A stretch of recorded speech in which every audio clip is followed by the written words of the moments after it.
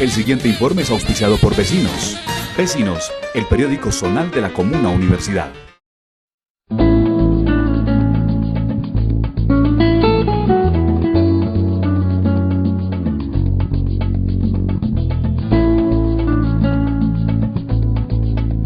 El caricaturista depende rotundamente de sus personajes, quizá con la misma fuerza de un escritor de ficción. Aunque sus personajes sean cotidianos, mediáticos y pertenecientes al mundo de los mortales, Julio César González, Matador, ha sabido darles vida con su trazo e ironía. El expresidente Álvaro Uribe ha sido uno de los personajes más recurrentes en su producción. Cabe decir que lo extraño mucho porque nosotros durante 8 años y más le hemos dado palo. Sino que ahorita con Santos la cosa es a otro precio, ya no da tanta papaya en cuanto a hacer caricaturas y en cuanto a las salidas, no en falso, sino en las salidas chistosas que tenía Uribe.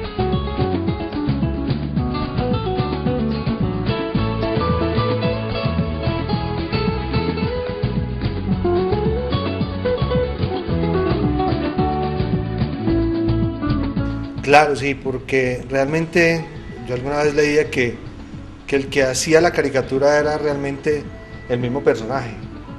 Otra vez volvemos al ejemplo de Uribe, porque era mejor hacer a Uribe y era más fácil, era porque él tenía salidas muy chistosas y muy jocosas, pues muy chabacanas en el sentido de la palabra, que no ocurre con otros personajes. Vamos, hay personajes muy serios, son muy difícil. Vargas Lleras es un poco complicado.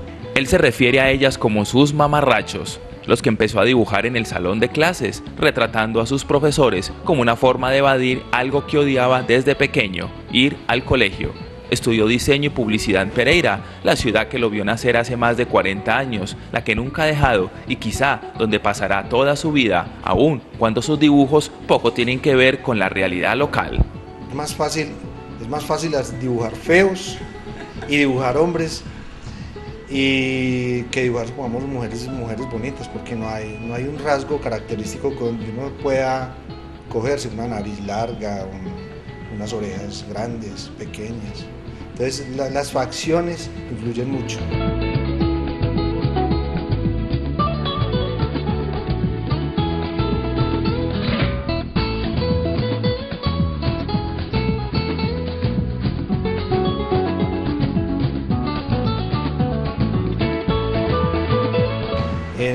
En el contexto colombiano, pues sí, me atrevería a decir que en el contexto mundial, la política en sí es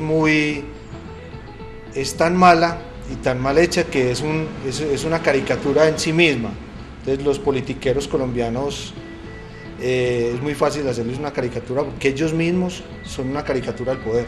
Vivir del muñeco siempre fue un sueño, manifiesta permanentemente. Hoy lo hace publicando en los principales periódicos y revistas del país, hasta el punto de no ejercer más la publicidad. La caricatura es su profesión, la realidad del país es su principal musa, un libreto que ha tenido que replantear en la era post-Uribe de su producción. Un presidente mediático, como lo son todos, no era tan invasor de nuestra privacidad como Uribe, ni como los asesores de Uribe, que la mayoría ya están supongamos en la cárcel. Entonces con Santos es una cosa más como ver dónde se equivoca, qué hace, y ese tipo de cosas.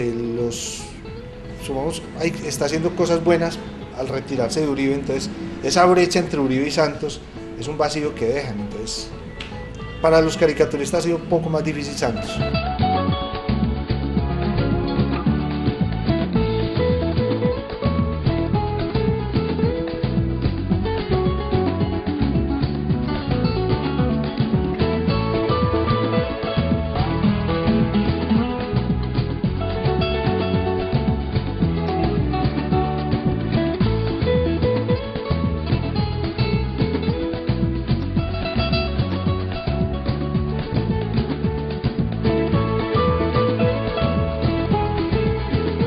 El trabajo diario, la lectura permanente de periódicos, revistas y portales web para mantener informado es su mayor secreto. el tiempo y la práctica, dos aliados de siempre.